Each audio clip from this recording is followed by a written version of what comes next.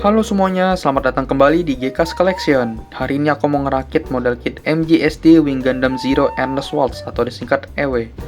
Nah, ini keluaran Bandai di lini MGSD yang terbaru ya teman-teman, dan merupakan Gundam favorit di eranya karena sayap yang keren, twin buster rifle yang OP, dan pilotnya cuma pakai kutang.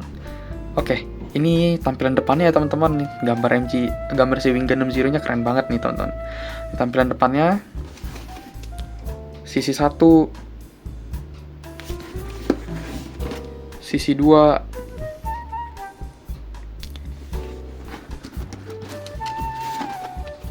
sisi 3, sisi 4,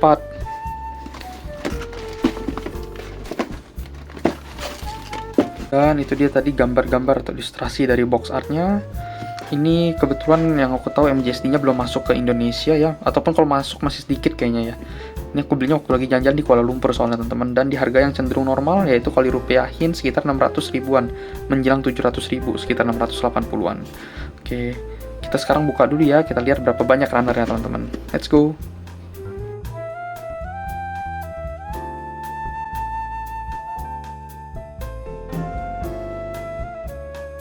Nah, di sini sekarang ini ada total 6 plastik. 1 2 3 4 5 6 plastik ditambah dengan 1 buah buku manual.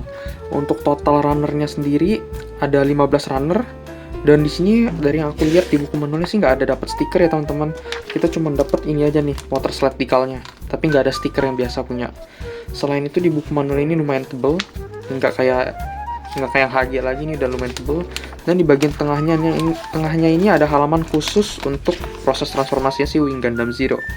Oke, tanpa basa-basi lagi, ayo kita rakit.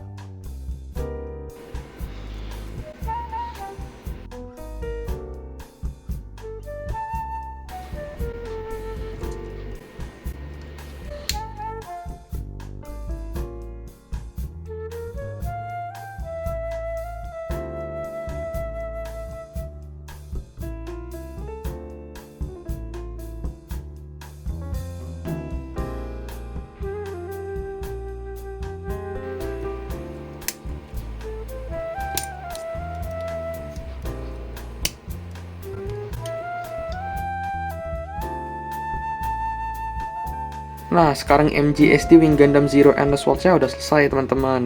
Sebelum kita review mendalam, kita lihat dulu aksesorisnya ada apa aja. Yang pertama ada satu buah shield-nya, yang mana bisa jadi ujungnya dari mode pesawatnya dia, bagian moncongnya dia ketika dia jadi mode pesawat atau neo bird-nya dia.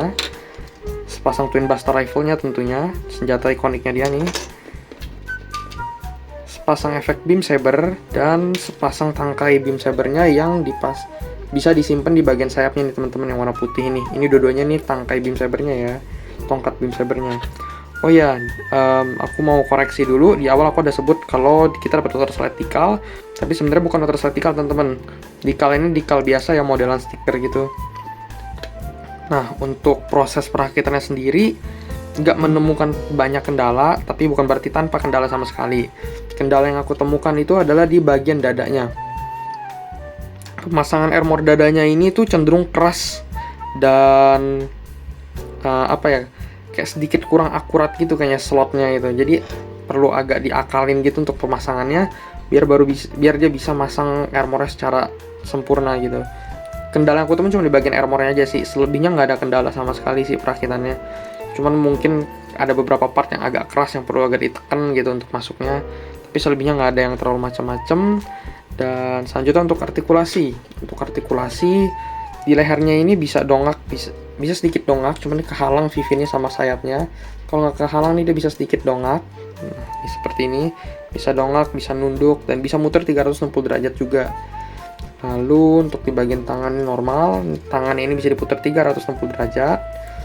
Lalu sikunya bisa ditekuk sampai sejauh, sebelum sikunya kita ini dulu, lebarinnya tuh karena kehalang sama armor di bagian tangannya, dia nggak bisa full 180 derajat. Untuk ditekuknya sendiri bisa sampai sejauh ini, bisa full 90 derajat.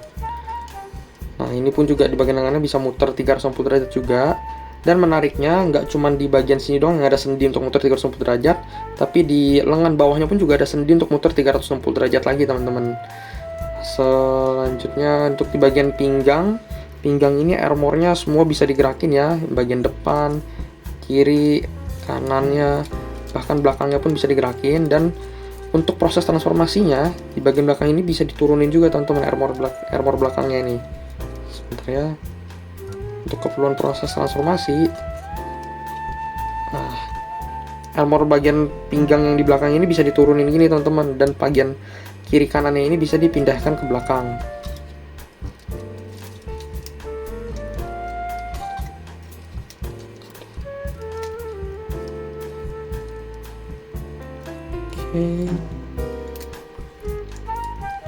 Selanjutnya untuk kaki sendiri bisa dimajukan sampai sejauh ini. Nggak bisa sampai full banget ya teman-teman majuinnya. Dari samping sini biar lebih kelihatan jelas. Nggak bisa full 100, nggak bisa full maju ke depan gitu karena kehalang sama armor di bagian lututnya dia. Bisa dilebarkannya sampai sejauh ini dan bisa ditekuk. Ini sebenarnya lumayan jauh ditekuknya, cuman susah buat gerakin double joinnya dia.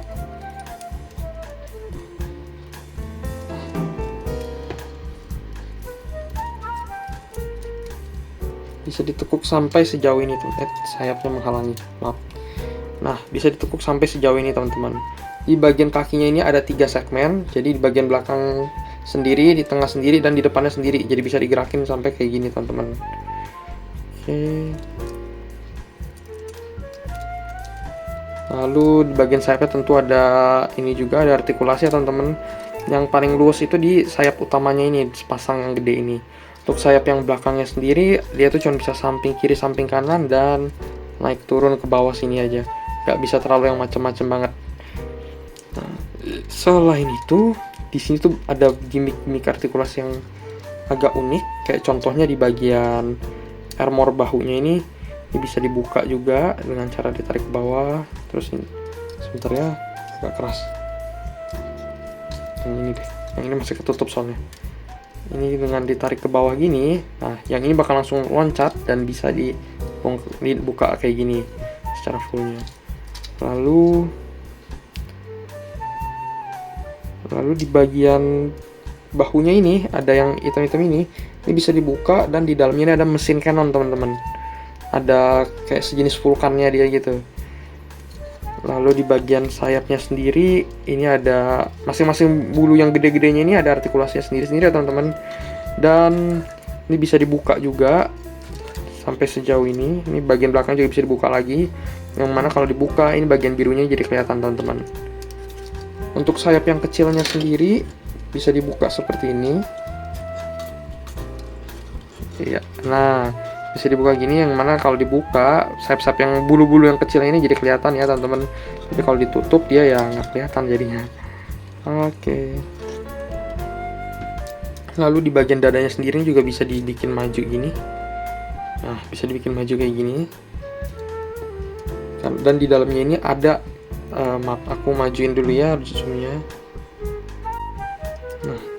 Di bagian dalamnya ini teman-teman, ini ada nggak gitu kelihatan sih ya, tapi di dalam sininya tuh kita bisa ngeliat bagian kokpit. Nah ini nih agak kelihatan nih, tuh ada kayak tempat duduknya gitu. Nah ini cerita kokpitnya teman-teman. Nah, oh, oke.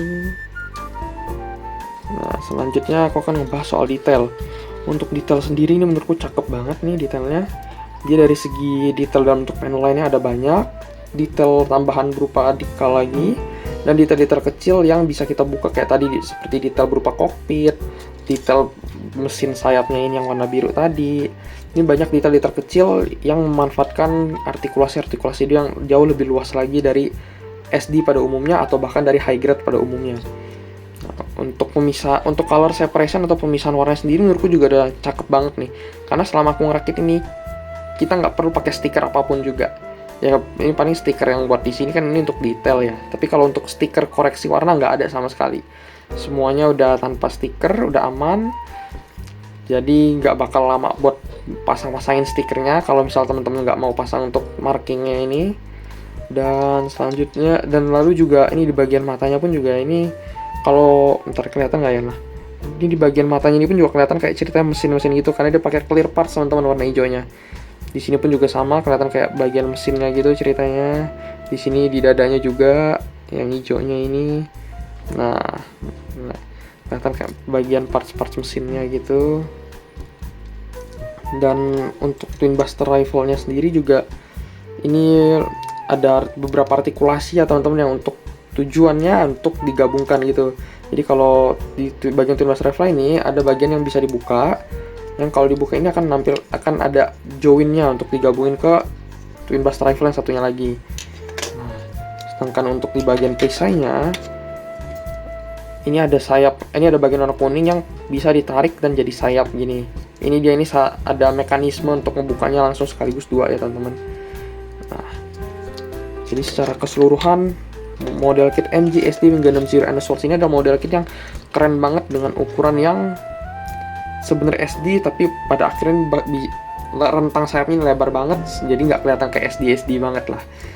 Nah, mungkin untuk kelemahannya sendiri seperti yang aku bilang tadi, kelemahan yang paling utama adalah di bagian armor dadanya. Armor dadanya ini agak keras.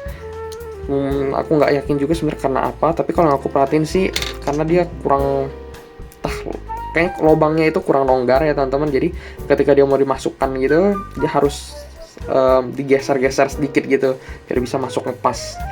Nah, selain itu mungkin permasalahan dari model kit ini adalah harganya sangat-sangat rentan untuk digoreng teman-teman. Untuk saat ini sih kayaknya masih belum masuk ke Indonesia, ataupun kalau masuk paling beberapa orang yang hand carry aja sih. Dan untuk yang hand carry ini aku nggak gitu saranin karena pasti dijualnya mahal banget. Tapi kalau teman-teman mungkin ada lagi jalan-jalan ke luar negeri, teman-teman boleh cek ke toko model kit terdekat karena kemungkinan besar ada dan dijual di harga yang lebih normal. Oke, itu aja mungkin review dariku. Sekian, terima kasih dan sampai jumpa lagi ya teman-teman.